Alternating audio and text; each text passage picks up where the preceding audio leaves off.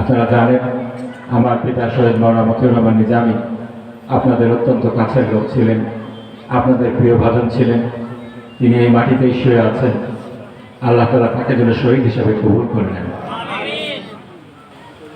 তার যে সুনাম ছিল, সৎ মানুষ, যোগ্য মানুষ হিসাবে দুইবার আপনারা তাকে ভোট দিয়ে নির্বাচিত করেছিলেন। তার শত্রুও বলতে পারবে না তিনি দুর্নীতি করেছেন। দুইটি মন্ত্রণালয় চালিয়েছেন, 1 টাকার দুর্নীতিও কেউ খুঁজে পায়নি। আপনাদের কাছে দোয়া চাচ্ছি তার সন্তান হিসাবে তার সুনামটাকে যেন ধরে রাখতে পারি। পরিশেষে আমাদের যে মুরব্বিয়ানে কেরাম আছেন, আমাদের কাছ থেকে গত হয়ে গিয়েছেন, আমি তাদের সকলের জন্য ক্ষমা প্রার্থনা করছি, মাগফিরাত কামনা করছি।